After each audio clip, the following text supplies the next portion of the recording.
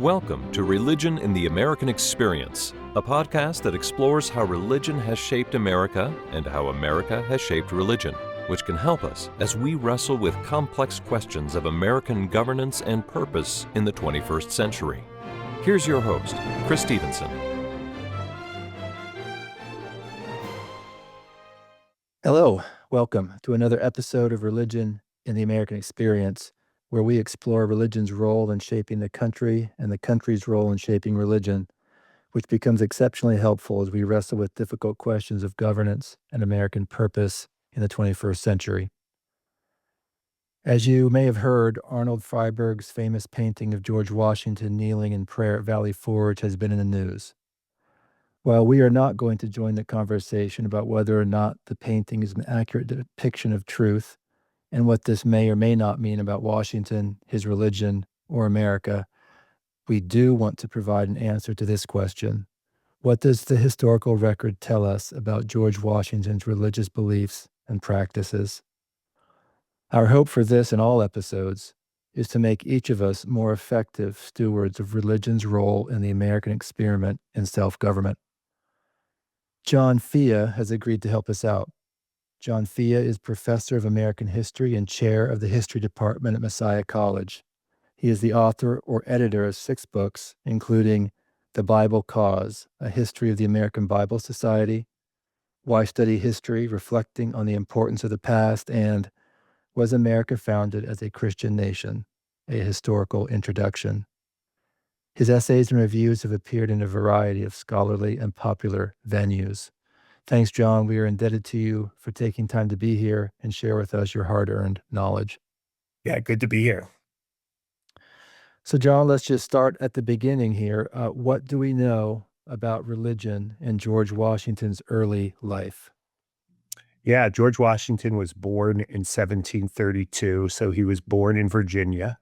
This would have made him almost inevitable. This is what did happen, but because he was born in Virginia, he was an Anglican. He was baptized into the Anglican Church, or the Church of England, which was the official state church of the British Empire. It was also the state church, or the established church, if you will, of colonial Virginia. So when I say established church, I mean taxpayer money of people's money that they paid for religious tax went to the Anglican Church, whether they were Anglicans or not. So he was raised in the sort of privileged church of the colonial Virginia. He was christened in the Anglican Church, probably at Pope Creek Church in Westmoreland, Virginia. His family moved around. His father, Augustine Washington, moved around a little bit. Probably grew up as well in St. Paul's Anglican Church in Fredericksburg. His father was a vestryman in the church, and that simply meant that he was almost like, some denominations call these deacons. He was in charge of, the church building and getting communion wine every Sunday and kind of serving the poor, right, in the neighborhood, those kinds of things. So he would have been raised with a knowledge of the Bible. He would have been raised, knowing quite well the Book of Common Prayer. He would have heard that every Sunday in church. So he would have had a religious upbringing in that sense within the Anglican Church. Okay. And do we know, besides his father being a vestryman, do we know anything about his mom's religious outlook or practice? Well, they were both Anglicans. They all, we know from just kind of reputation that later historians talked about them as people of faith. Pious is the word that's often described for both his mother and father, his mother, Mary Ball Washington. Yeah, I mean, there's a lot of stories about George Washington's morality and piety that come out of the writings of one of his earliest biographers, Mason Locke Weems, who was an itinerant preacher and bookseller. He is the one who invented, for example, the story of the cherry tree, of George Washington cutting down the cherry tree and so forth. Most of these stories that Weems told, especially as it relates to religion, have been debunked by historians, but they were trying to essentially create a George Washington who, in the early 19th century, a sort of moral and Christian George Washington that would be appropriate for an emerging nation full of Christians. Sure. So in his early life, do we have anything that he wrote that reflected his religious beliefs or Not outlook? as a child. We don't know very much about his early childhood. Yeah. Okay, fair enough.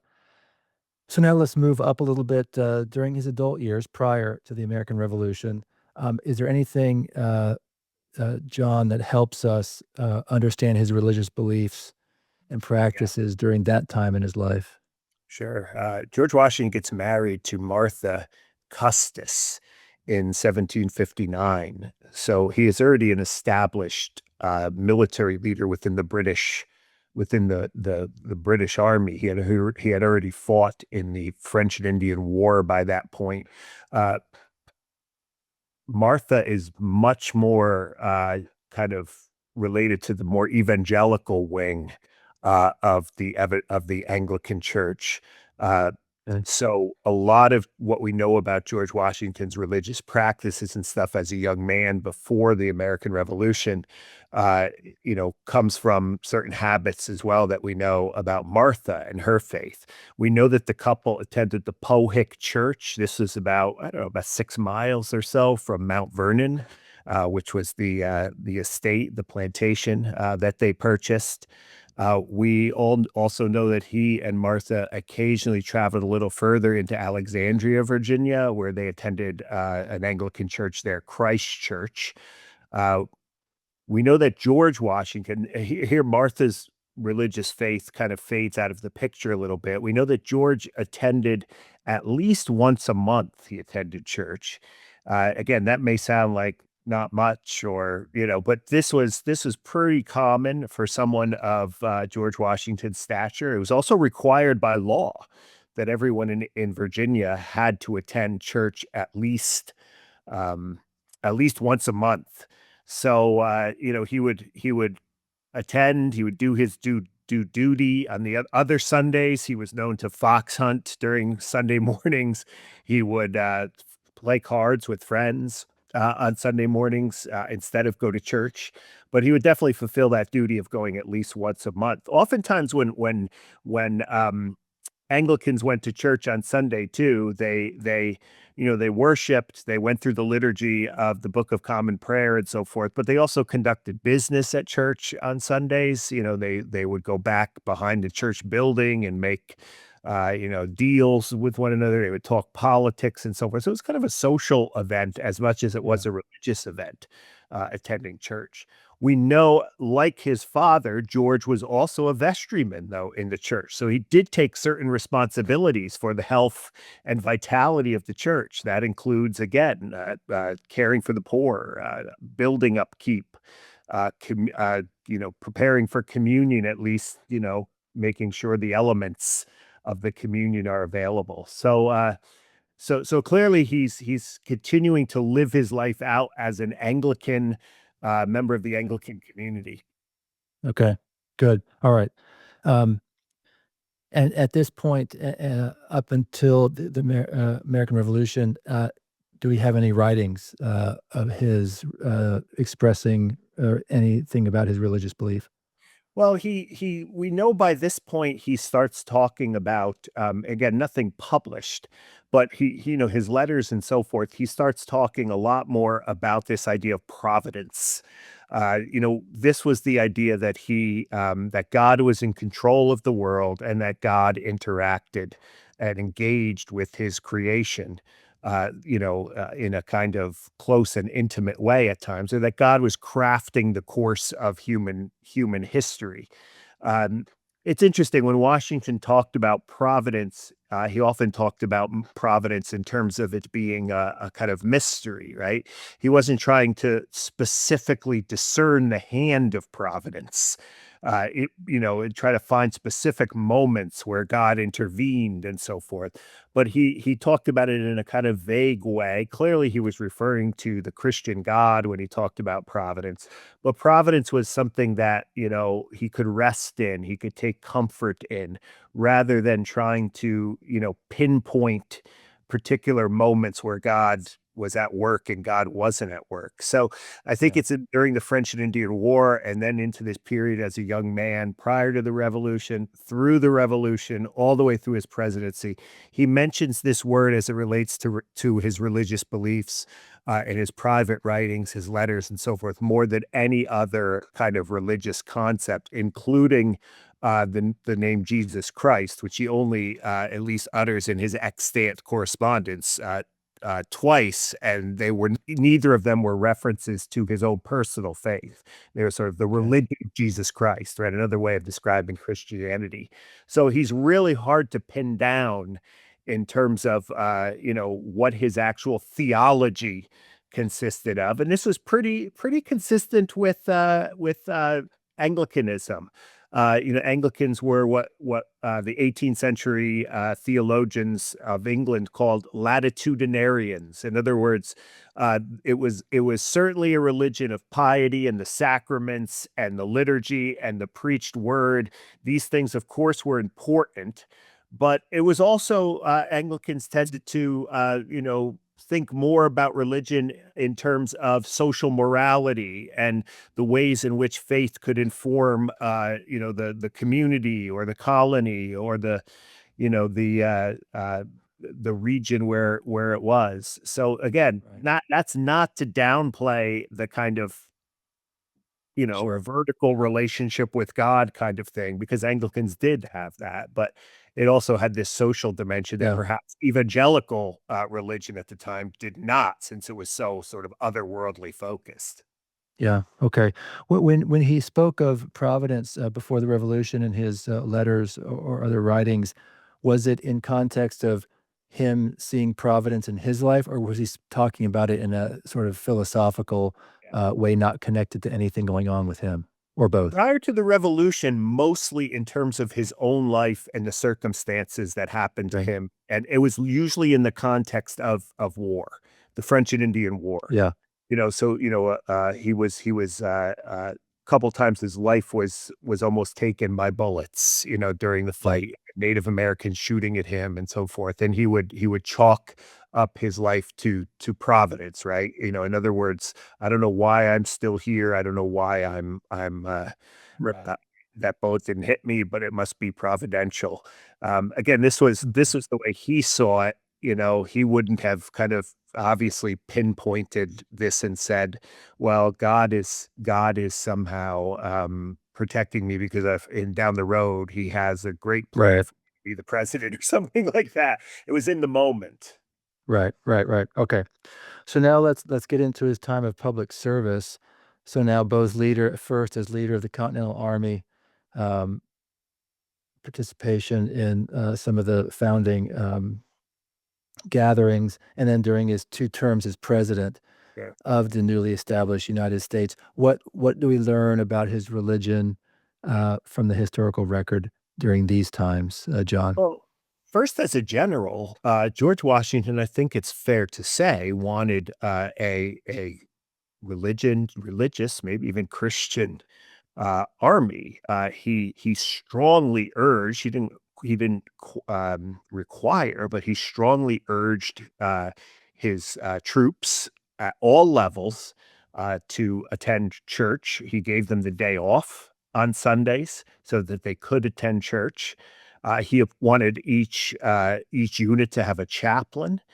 So he was committed to that. This was, an order that he delivered. So very, very concerned. He required his officers to attend church, not all the troops, but he was, very strong convictions on those kinds of things. So certainly religion was important to him as a military general, and he wanted to cultivate virtue, morality, faith in his troops. We know that not just based on his orders and his nothing kind of personal reflections on this, but the way he delivered orders. We know that George Washington was a man of prayer. You mentioned the Valley Forge painting. We can discuss the validity of that painting. I've done that elsewhere. But it's probably likely, whether he kneeled down by the side of his horse or in the woods somewhere, but it's likely that George Washington probably prayed at Valley Forge at some point. He was a man of prayer. We have testimony of people kind of walking in on him, especially his granddaughter Nellie Custis. We have some travelers, some European travelers who met with Washington and inadvertently walked into his room and found him on his knees praying and wrote about that.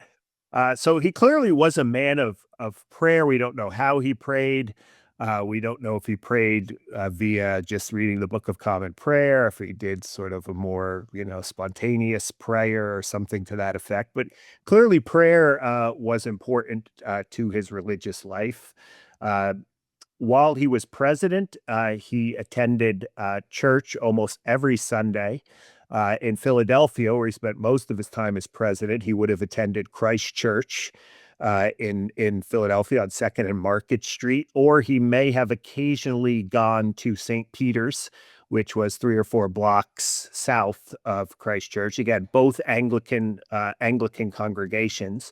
So his church attendance as the president was much more consistent than his church attendance when he was home at Mount Vernon. And I don't know what to read into that. Perhaps the church was much closer to the president's house in Philadelphia. It was only a few blocks away, as opposed to a 6-mile carriage ride up the Pohick from Mount Vernon. That may have had something to do with it, or maybe he felt a greater responsibility to attend church while he was a president. So he attended almost every week. And in fact, if you go to Christ Church in Philadelphia, you can see the exact pew that he sat in, and you could even sit in that pew and get a picture taken with you and your friends. It's still there. So when I say he attended more, we also know he probably stayed for communion, which always took place after the service was over. And he was known in Virginia. Back in Virginia, he would go with Martha to church, and then he would leave before the communion was served. And Martha would stay for the communion. He'd go back early. That's just a fact. He never commented on why he did that and so forth, but some historians have raised questions about, why he didn't stay for communion. Having said that, in Virginia, there are a lot of people who attended the service did not stay for communion. So, it wasn't out of the ordinary that he would go home but as a president, yes, he was a regular churchgoer throughout his entire presidency. We also see religion in his public policies, or at least his pronunciations, I should say. 2 things about his presidency in terms of religion that I think are worth mentioning. One was his deep commitment to religious freedom or religious liberty. When he became president, George Washington wrote letters to the leaders of every religious group in the United States, just informing them, telling them that, the United States government, now new government under the United States Constitution, this is before the First Amendment, right? Would protect their religious liberties, protect their religious freedoms. He wrote to every Protestant group. He wrote to Catholics. He wrote to, a famous letter to the Jews of Rhode Island who were worshiping at Newport at Toro Synagogue. Which is a very important document in American Jewish history, which a lot of historians of Jewish history will point to. He even wrote a letter defending the religious freedom, or securing the religious freedom, or encouraging a small little sect. Today some people call it a cult, called Swedenborgianism, which was this religious belief that talked about multiple layers of heaven and, sort of, mystical encounters with God and so forth. So he was deeply committed to religious liberty. Secondly, Washington believed that religion was important to sustain a republic. Now, I think you have to remember George Washington. This is somewhat obvious, but George Washington was first and foremost a statesman. He wasn't a theologian or a pastor or a minister or a priest or something. And Right. he thus believed, as he said in his farewell address in 1796, that religion was a pillar of the republic. It was an essential support, was the word he used, of the republic. Republics needed people of faith.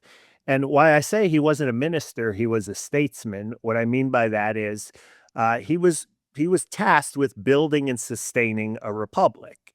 He knew about republics from classical, ancient Greek and Rome, and why they fail.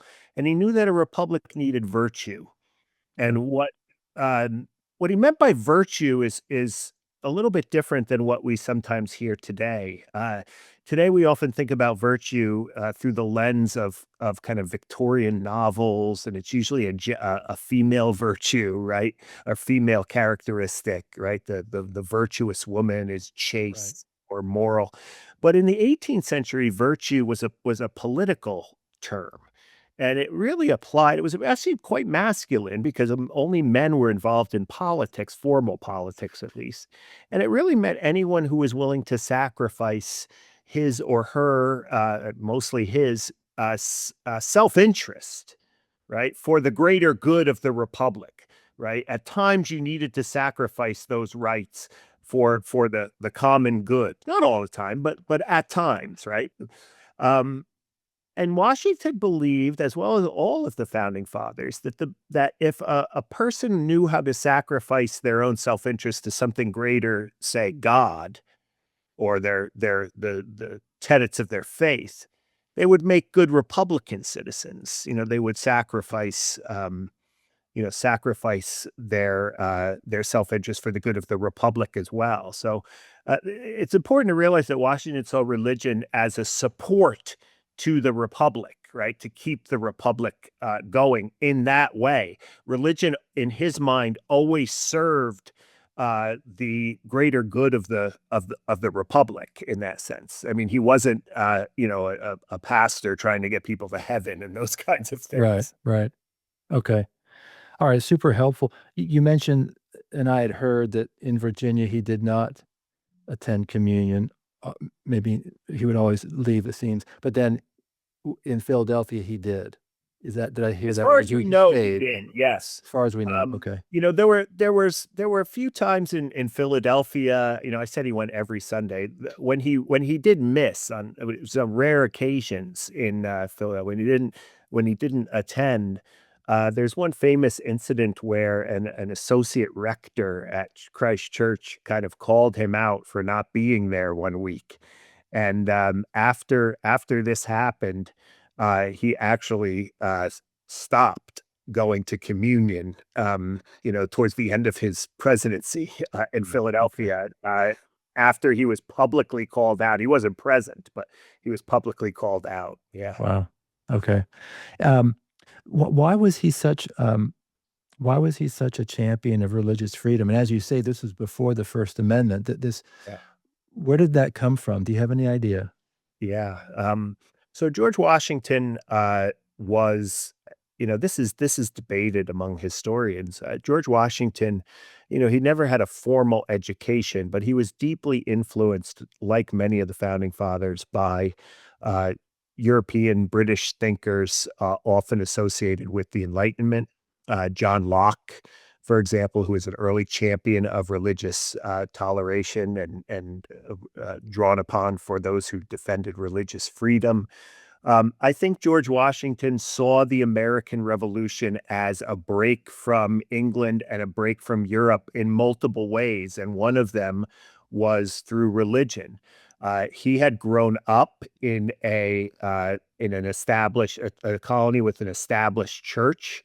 I think he had witnessed a lot of persecution, physical persecution, even among Baptists, Presbyterians, non-Anglicans in Virginia. And I think the American Revolution was partly, not entirely, but partly about not wanting to repeat what they saw in these places where they had established churches, whether it be in Virginia or whether it just be in Europe writ large. I mean, in Europe, where they fought wars over, Sure. minor theological doctrines. They didn't see them as minor, but denominations were constantly at war with each other. Catholics and Protestants. It was an age of religious wars in which he came up and was raised. So I think he and a lot of the founders were very uh, interested in breaking from that tradition and thus giving everybody the freedom and the liberty of conscience to be able to worship God in their own way. If you're going to talk about liberty and freedom and so forth, I think George Washington was wise enough to know that this was something that applied to the religious realm as well. Yeah. Yeah. Do we know why? Or you mentioned early on that he really wanted his army when he was general to be each group, or I don't know how they were organized, but everyone has a chaplain. He Yeah. wanted them, you said, to be religious, maybe even a Christian army. Where did that come from? Was that something he saw modeled somewhere else, or was that something that came from maybe his sort of thinking about how he was gonna pull this off? Do we know anything from the historical record Well, about I think why? I think the way historians have explained it for the most part, I mean, one way to explain it is to say, he really cared deeply about the souls of his officers and so forth. I think that argument could be true. We don't really have a whole lot of evidence to suggest that he was writing a lot about the spiritual condition Yeah, of his forces. In some ways, I think as a good general, uh, it was a form of social control, as historians describe this, and that may be too crudely put, but he knew a moral army, religion and morality instilled a certain kind of discipline mm, in troops. He wanted them to also, back to providence. I mean, Washington never talked specifically about what God was doing, but he certainly believed that the army may have had been more pleasing to God, or yeah, perhaps God would give them victories, again, not in any specific way, if the troops were honoring him. Part of, again, honoring God. Part of the mentality here as well, I think, and this is part of Washington fitting into some larger trends within the American Revolution, was that one of the arguments many ministers made at the time, Anglican ministers as well as dissenters and other Protestant ministers, was that America was more pure. America was more moral. America was by defending themselves against the tyranny, right, of England, the tyranny of Parliament. They're taking away their God-given liberties, right? They believe that they needed to be morally, in order for God to bless them in this war. Again, you can agree, disagree with this theology, but this is what they said. In order for God to kind of be on their side and bless them, they yeah, needed to worship God, and perhaps that may be a reason why Washington thought that this was so important. The British Army at the time also had a tradition of church going. They also this may have been from his British upbringing because the mm, British were also very concerned about the religious lives, the moral lives of their troops. Uh, what's really interesting is General Howe of the British, William Howe, when they occupied Philadelphia in 1777 and 1778, obviously the Continental Congress was driven out of the city. The British controlled the city. Howe actually worshipped in the same exact pew that George Washington would mm, later worship when he was president. So before Washington, that pew belonged to wow, Howe. So that's, it just shows you that this was a very British kind of thing. And of course, George Washington yeah, was British until July 4th, 1776, to sure. have an oral Christian army. Okay, well, that's helpful. Um, do we learn anything more? So I guess besides his official statements and pronouncements as general, as president, and his behavior, anything he wrote that revealed his inner sort of personal beliefs during this time? Yeah, again, like I said, this is the difficulty of interpreting George Washington's religion. Historians have interpreted it a lot of different ways. Some have gone so far as to say he's a deist, right? In other words, he didn't believe that God intervened at all in human affairs. I don't think that holds water, especially in light of his commitment to providence. But he rarely wrote about religion, and if he wrote about religion to Martha, we don't know. That would be the best place to find his religious beliefs in his correspondence from the field to Martha, or from and back in Mount Vernon during the war. But Martha destroyed all of their letters before she passed away, so we'll never quite know. But he rarely talks about anything beyond providence and the providence of God. Okay. His God could very well fit the same God, same description of, say, the Unitarian God, or not a Right. Trinitarian God, Okay. right? So again, he doesn't Yeah. mention Jesus Christ.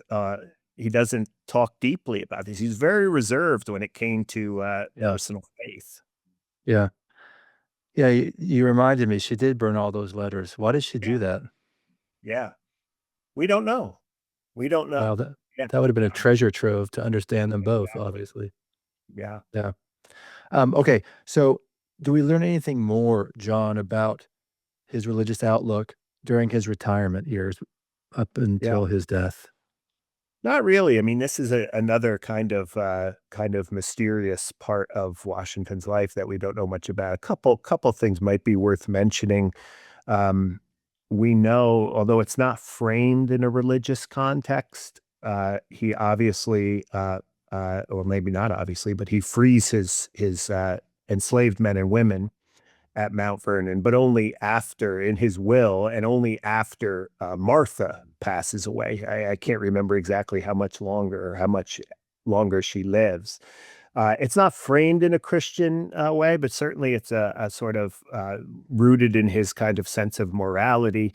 Now, of course, the flip side of that is he was a slaveholder, for his entire Yeah, adult life, too. So, you have to balance these things when you think about what's Christian, what's not Christian, what's religious, what's not religious about him. So I'll just mention that, yeah, here.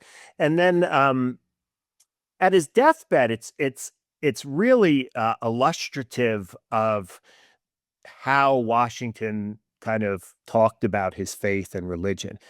He's lying on his bed. He's about to die at Mount Vernon, and there is never a reference at all in terms of those eyewitnesses to ask. He doesn't ask for a minister, an Anglican minister.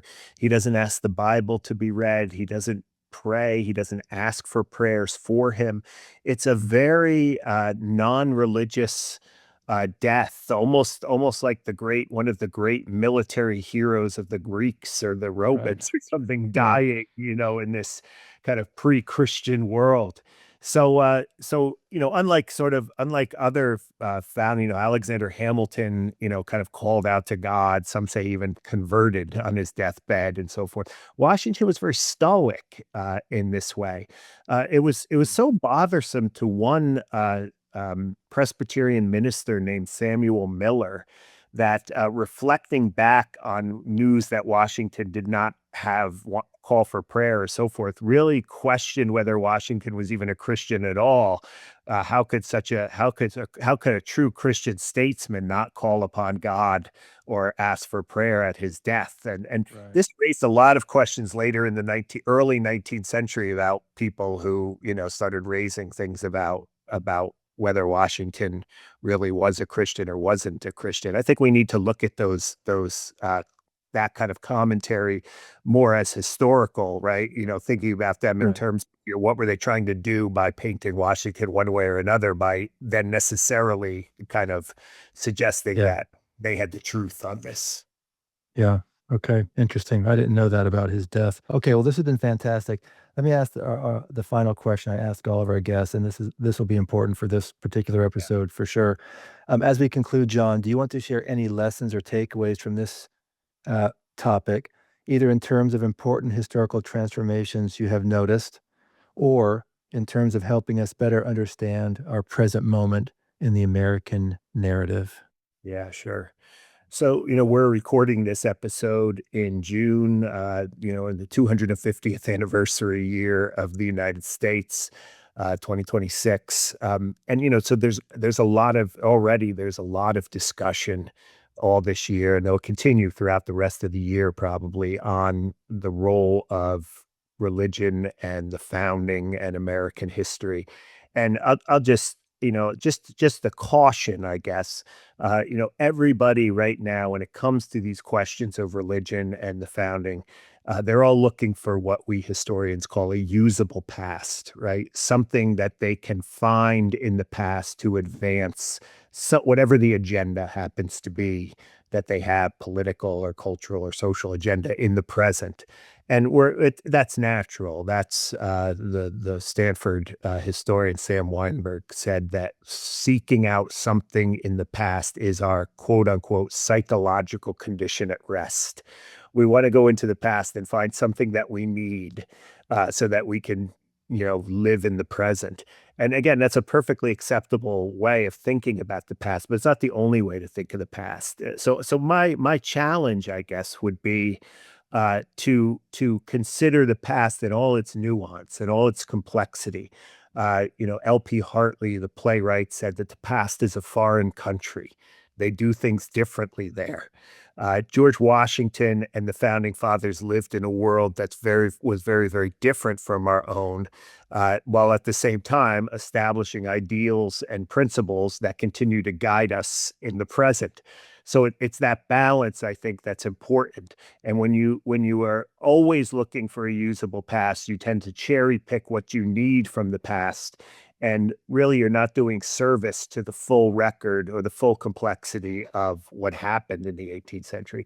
So as a historian and someone who's taught history to undergraduates for 30 years, I hope that the 250th, we might just not pick and choose what we need from the founding as it relates to religion, but we must also think about it in a more nuanced way, and maybe even think more broadly about just how we should be using the past and the present. But that may be a topic for another podcast. Absolutely. Thanks, John. You have the last word, and it's a good one. Um, John, I want to thank you so much for being here on short notice. It was really superb. I do feel like our listeners, myself included, that we're all more equipped to be better stewards now of religion's role in perpetuating the American experiment in self-government, especially with that last sort of your concluding remarks. So I very much appreciate it. Thank you. Thanks for having me on. Religion in the American Experience is produced by the private Digital First National Museum of American Religion. Scholarly support is provided by Dr. Lauren Turek and audio and video assistance by Dr. Randall Stevens. The music was composed by Evan Chamberlain.